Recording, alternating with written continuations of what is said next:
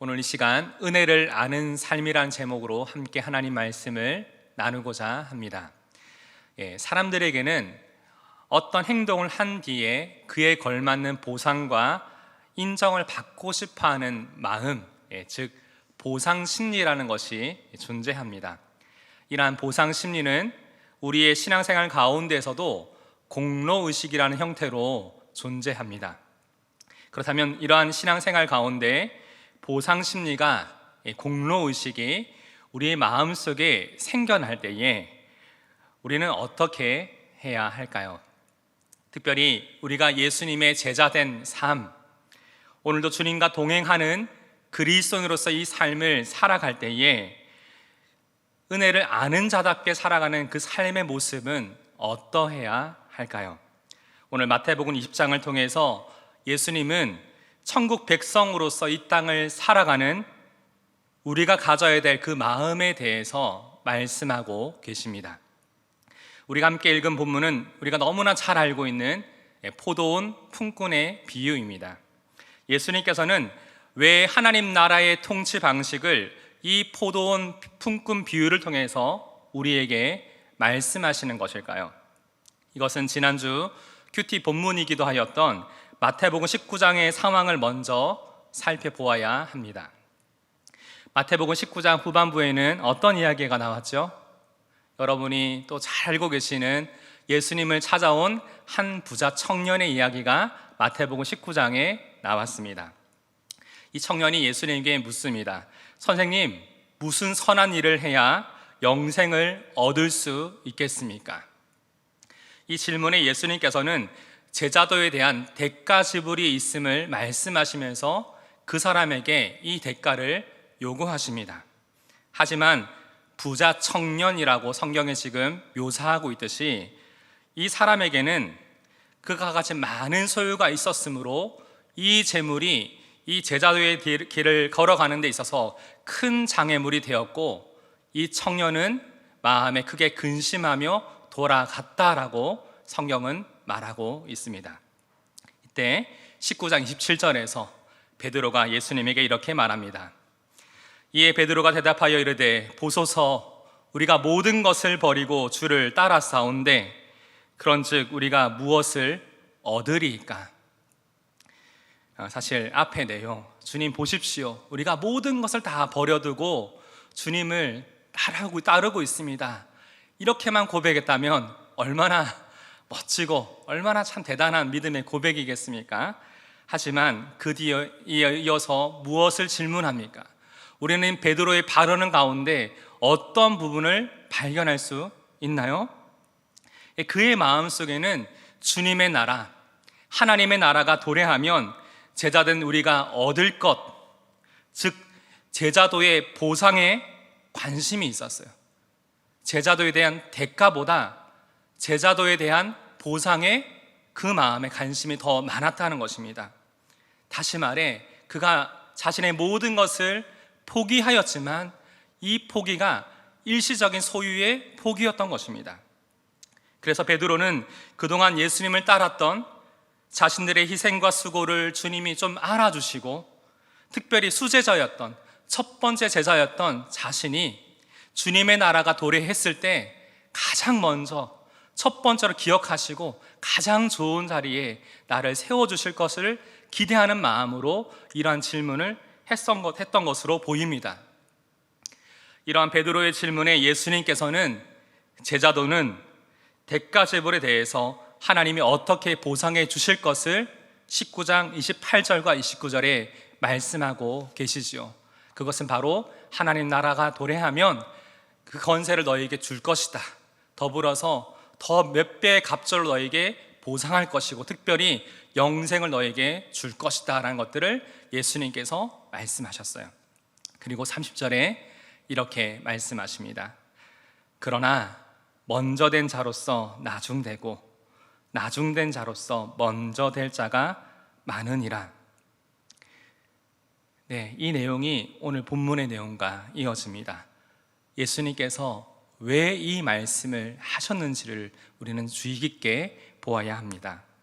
주님을 따르는 제자들에게 무엇을 깨닫게 하기 위해서 이 말씀을 하셨던 것일까요? 아무리 많은 것을 포기하더라도 자동적으로 첫 번째 자리를 차지하는 것이 아니다. 먼저 된 자가 더 많은 보상을 받을 것이라는 그 공로의식, 그 보상 심리를 네가 버려야 된다는 것들을, 이것은 하나님 나라의 방식과 다르다는 것을 지금 베드로에게 말씀하고 계시는 것입니다. 이어지는 마태복음 20장 1절에서 예수님은 이렇게 말씀하시죠. 여기에 우리 개역 성경에는 빠져 있지만 원어상으로 왜냐하면이란 단어가 들어가 있어요. 같이 읽어봅시다. 왜냐하면 천국은 마치 품꾼을 얻어 포도원에 들여 보내려고 이른 아침에 나간 집주인과 같으니.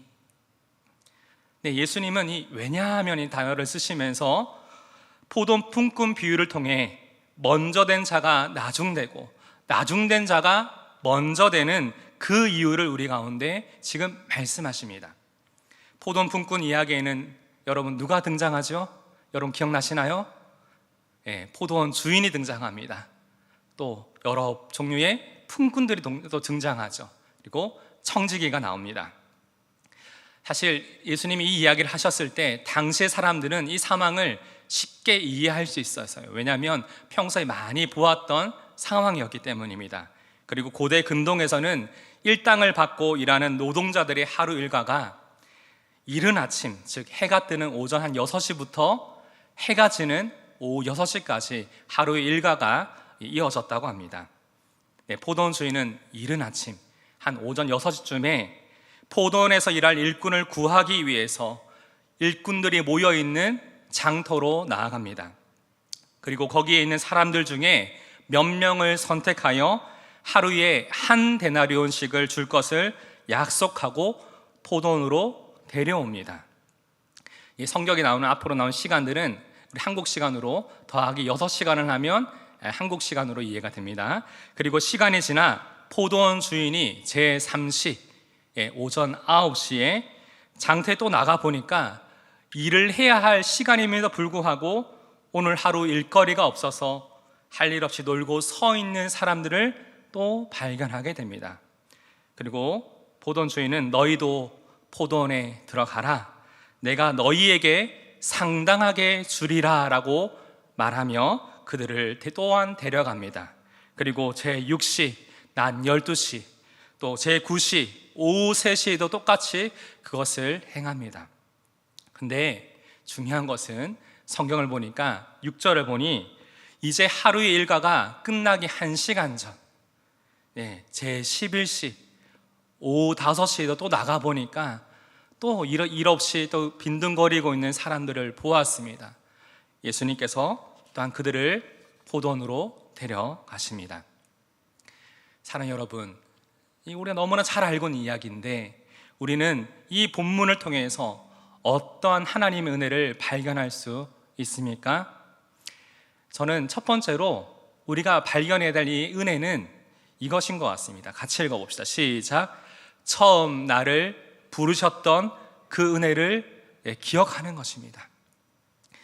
오늘 본문에는 여러분 포도원 주인이 이 품꾼을 정하는 어떤 기준과 이것이 있다는 것을 볼 수가 없습니다. 그런 기준이 없습니다. 이는 먼저 주인의 부름을 받은 품꾼들이 맨 나중에 부름을 받은 자들보다 일할 만한 능력이나 자격이 충분해서가 아니라는 것을 지금 우리 가운데 보여주고 있습니다. 그리고 통상적으로 세상이 추구하는 방식은 무엇이죠? 효율입니다. 효율. 오늘 해야 할 일에 적합하고 능력 있는 사람들을 찾아내서 필요한 수만큼 그 자리에 세우는 것이 세상의 방식입니다. 그런데 예수님께서 포도원 품꾼 비유를 통해 보여주시는 하나님 나라의 방식은 효율이 아니라 긍휼입니다. 세상의 셈법이 아니라 은혜의 셈법으로 운영하고 계심을 우리 가운데 보여주고 계십니다. 예수님께서는 이 사실을 포도원 품꾼 비유를 통해서 제자들과 우리에게 말씀하십니다. 우리의 구원이 우리의 행위의 결과로 얻어지는 것이 아니라 하나님의 은혜로 값없이 주어지는 것임을 우리 가운데 말하고 있습니다. 그리고 예수님의 제자됨도 그럴 만한 능력이나 자격이 충분해서가 아니라 오직 하나님의 은혜로 우리 가운데 주어졌고 우리를 부르셨음을 성경은 지금 말하고 있습니다. 저는 오늘 이 말씀을 계속 묵상하면서 최근에 우리 영안 공동체 안에 우리 코로나의 상황이었지만 지난 2년 동안 가야 예배당만 해도 130여 명의 새가족들이 등록해서 그 중에 한 120명 정도가 해피타임을 지금 수료하거나 수료 중입니다. 근데 이들 중에는 6, 70명 정도가 생짜배기입니다. 처음 예수님을 믿고 교회에 오신 분들이 6, 70명 정도가 됩니다. 이분들이 처음 교회에 와서 예배를 드리고 은혜를 받고 처음에는 사람이 좋아서 왔는데 말씀이 그 안에 들리고 복음을 들으면서 예수님을 믿기로 결단하고 결심한 이들이 참 많습니다. 그런데 참 이렇게 귀한 새 가족들이 저희 교회에 왔는데요, 은연중에 저희들의 마음속에 또한 그런 마음도 있더라고요. 너무나 귀한데 우리 목장의 목원이 되고 내가 또 더 살피고 돌보아야 될 지체가 되니까 버거운 거예요. 불편해하는 거예요. 아직은 많은 것을 모르거든요. 많은 것이 어색하거든요. 그런데 저는 오늘 이 말씀을 통해서 우리가 좀 기억하면 좋겠습니다. 우리 또한 지금은 신앙의 연수가 오래되어서 믿음이 성숙하고 성장해서 이 신앙생활 자체가 참 우리가 좀 자연스럽고 편안한데 우리 또한 그럴 때가 있었다는 것, 그것을 우리는 기억해야 합니다. 나 또한 은혜로 하나님이 먼저 부르신 자임을, 내가 지금 이 은혜를 누리고 있는 자임을 우리는 마음속에 나를 처음 부르셨던 그 은혜를 기억해야만 합니다. 자꾸만 내 마음속에 비교하고 내가 이렇게 많이 했는데 내 마음속에 공로의식이라는 것이 생겨날 때, 보상심리라는 것이 내 안에 생겨날 때 내가 이렇게 수고를 해야 돼? 내가 새 가족들이 이렇게 섬겨야 돼? 나도 힘든데, 이런 마음이 생겨날 때 우리는 다시금 돌아봐야 합니다. 처음 나를 부르셨던 그 은혜를 다시금 우리 안에 기억해야 합니다. 이를 위해서 우리는 날마다 십자가 복음의 은혜를 묵상해야 되겠죠. 간절히 소망합니다. 성령 하나님께서 우리 안에 처음 나를 부르셨던, 내가 처음 만났던 주님을 향한 그 사랑, 그 은혜를 날마다 새롭게 우리 안에 기억나게 하시고 새롭게 하시기를 간절히 소망합니다. 에베소 2장 8절과 9절에 이렇게 말하죠. 너희는 그 은혜에 의하여 믿음으로 말미암아 구원을 받았으니 이것은 너희에게서 난 것이 아니요 하나님의 선물이라. 행위에서 난 것이 아니니 이는 누구든지 다 자랑하지 못하게 하게 함이라. 우리가 하나님의 은혜로 이 자리에 서 있습니다. 오늘 이 자리에 나와서 예배하고 하나님을 찾고 하나님의 은혜를 우리가 누릴 수 있는 것은 이 모든 것들이 하나님의 은혜입니다. 이것을 기억합시다. 두 번째로 우리가 발견해야 될, 우리가 또 고백해야 될 그 은혜는 무엇입니까? 함께 읽어봅시다. 시작. 넘치도록 내게 주신 그 은혜를 세어보아라. 우리가 가져야 될 마음은 넘치도록 나에게 주신 이 하나님의 은혜를 날마다 세어보는 겁니다. 돌아보는 겁니다. 이와 같은 은혜는 그들이 일한 대가를 결산할 때에도 그대로 나타납니다. 마태복음 20장 8절이죠. 저물매, 하루의 일과가 끝나고 결산한 시간이 되었습니다. 포도원 주인이 청지기에 이르되 품꾼들을 불러 나중 온 자로부터 시작하여 먼저 온 자까지 삭슬 주라 하니. 포도원 주인은 참 신기하게도 청지기를 통해 채용한 순서와 반대로 가장 나중에 온 자들부터 품삯을 지불하기 시작합니다. 여러분 기억나시나요? 이른 아침에 먼저 온 자들을 제외하고 포도원 주인이 이후에 온 품꾼들을 데려올 때 어떤 약속을 했었습니까? 4절이죠. 그들에게 이르되 너희도 포도원에 들어가라. 내가 너희에게 상당하게 주리라 하니 그들이 가고. 여기서 상당하니라는 헬라어 단어는 합당한, 정당한이라는 의미가 있습니다.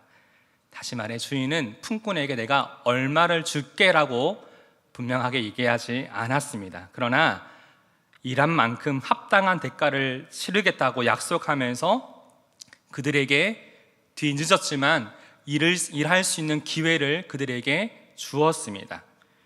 그리고 품꾼들은 얼마를 받을지는 모르겠지만 포도원 주인이 그 대가를 약속했으니 그것을 나름대로 기준을 가지고 생각하며 남은 시간을 열심히 일을 했을 것입니다. 그런데 놀랍게도 오후 5시에 온 품꾼들을 보십시오. 겨우 1시간밖에 일하지 않은 그들에게 12시간 일한 사람이 받아야 할 하루의 품삯인 한 데나리온이 지급되었습니다. 어떻게 보면 제일 먼저 온 사람보다 12분의 1만 일을 했는데 동일한 품삯을 지금 지급받았어요. 뒤이어 3시간, 6시간, 9시간을 일한 품꾼들도 성경에는 언급되고 있지 않지만 아마도 그들 역시 자신들이 일한 수고보다 넘치는 한 데나리온의 보상을 받았을 것입니다. 근데 10절을 보니까 먼저 온 자들이 이 세상적인 셈법으로 오후 5시에 온 사람들이 주인의 은혜로 하루의 품삯을 온전히 받았으니 자신들은 더 받을 줄을 기대하였다라고 지금 성경은 말하고 있죠. 근데 그들 또한 역시 한 데나리온씩을 받았습니다. 근데 이렇게 동일하게 받았던 이 품꾼들이 가장 먼저 온 사람들이 어떻게 반응하죠? 11절과 12절 봅시다. 받은 후 집주인을 원망하여 이르되 나중 온 이 사람들은 1시간밖에 일하지 아니하였거늘 그들을 종일 수고하며 더위를 견딘 우리와 같게 하였나이다. 무슨 말이죠? 그들의 불평과 원망은 일한 수고에 따른 대가가 공정하지 않고 잘못되었다라고 지금 주인에게 따지고 있습니다. 이러한 마음은 다른 이들과 비교하면서 상대적으로 느끼는 보상 심리 때문에 그들이 마땅히 가져야 될 그 시각이 지금 삐뚤어져 있습니다. 사실 그들 또한 엄밀히 따지면 주인의 은혜를 입은 자들입니다. 그런데 이 은혜를 잊으니까 소망이 실망으로 바뀌었습니다. 그리고 은혜를 아는 마음이 그 마음 속에 사라져 버리니 감사가 원망과 불평으로 바뀌었습니다. 사실 우리는 본문을 통해서 이 사실을 보아야 합니다. 동일하게 모든 품꾼들이 동일한 주인의 은혜를 입었음에도 불구하고 합당한 품삯을 받았음에도 불구하고 자신도 모르게 비교하면서 그 마음속에 공로의식, 보상 심리가 그 마음속에 찾아왔던 것입니다. 이를 통해 우리는 다시금 마태복음 10장 28절과 29절에서 예수님이 베드로에게 질문하신 제자도의 대가와 수고에 대한 하나님의 놀라운 보상의 내용을 다시금 살펴볼 필요가 있습니다. 우리 같이 한번 읽어봅시다. 시작. 예수께서 이르시되 내가 진실로 너희에게 이르노니 세상이 새롭게 되어 인자가 자기의 영광의 보좌에 앉을 때에 나를 따르는 너희도 12 보좌에 앉아 이스라엘 12지파를 심판하리라. 또 내 이름을 위하여 집이나 형제나 자매나 부모나 자식이나 전토를 벌인 자마다 여러 배를 받고 또 영생을 상속하리라. 그냥 보지 마십시오. 제자도의 대가로 하나님이 우리에게 주신 그 보상이 무엇입니까? 하나님 나라의 권세를 함께 그 특권을 누릴 수 있는 권세를 주신다고 합니다. 여러 배를 보상하시는데 특별히 우리가 얻을 수 없는, 우리의 노력으로 얻을 수 없는 영원한 생명을 우리 가운데 주실 것을 예수님이 약속해 주셨어요. 이 모든 보상, 하나님이 우리에게 가운데 주시는 보상은 지금 우리가 하고 있는 수고와 헌신에 비교할 수 없을 정도로 넘치는 하나님의 크신 은혜입니다.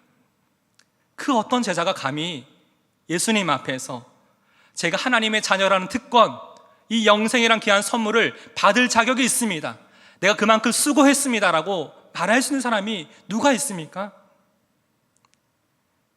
우리는 이것을 통해서 우리 모두는 하나님의 은혜로 넘치도록 우리 가운데 주신 은혜를 받았음을 날마다 기억해야 합니다. 우리가 그래서 우리 가져야 될 마음이 비교의식이나 공로의식이 아니라 은혜의식입니다. 은혜를 아는 마음입니다. 저는 이 포도 품꾼 비유 이후에 보면 13절부터 16절까지 예수님이 이 포도 주인을 통해서 말씀하시죠. 결국 이 뒤의 내용은 어떤 내용이냐면 하나님의 공의와 은혜에 대해서 포도 주인을 통해 우리 가운데 다시금 보여주십니다. 우리는 은혜로 부름받은 자이기 때문에 하나님의 공의로우심에 대해서 우리 마음속에 의심할 필요가 없습니다. 하나님, 이건 공평하지 않잖아요. 하나님, 이거는 의로운 것이 맞나요? 우리 마음속에 하나님에 대해서, 하나님이 하시는 일에 대해서 반문할 이유가 없습니다. 우리 마음속에 가져야 될 마음은 우리의 수고와 헌신에 비교할 수 없을 정도로 우리 가운데 부어주신 그 은혜에 감사하는 마음입니다. 또한 우리가 주님 앞에 보여야 될 태도는 겸손입니다. 마태복음 23장 12절, 누구든지 자기를 높이는 자는 낮아지고 누구든지 자기를 낮추는 자는 높아지리라. 우리가 이 말씀을 마음에 깊이 묵상합시다. 우리가 은혜를 아는 자답게 살아가는 그 삶은 처음 나를 부르셨던 하나님의 그 은혜를 다시금 내 마음속에 날마다 묵상하며 그것을 기억하며 살아가는 삶입니다. 또한 우리가 이 은혜를 아는 자답게 살아가는 그 삶은 우리에게 넘치도록 부어주신 하나님의 은혜를 날마다 세어보면서 그동안 내게 허락하신 이 복들이 얼마나 많았는지를 다시 한번 내 마음에 기억하면서 불평과 원망의 마음은 다 내려놓고 하나님을 향한 감사의 마음으로 우리가 기도하고 또 우리가 하나님 앞에서 겸손한 마음의 태도로 나를 낮추고 주의 마음으로 주의 몸된 교회를 섬기고 세상을 섬길 수 있는 저와 여러분 되기를 주님의 이름으로 축복합니다.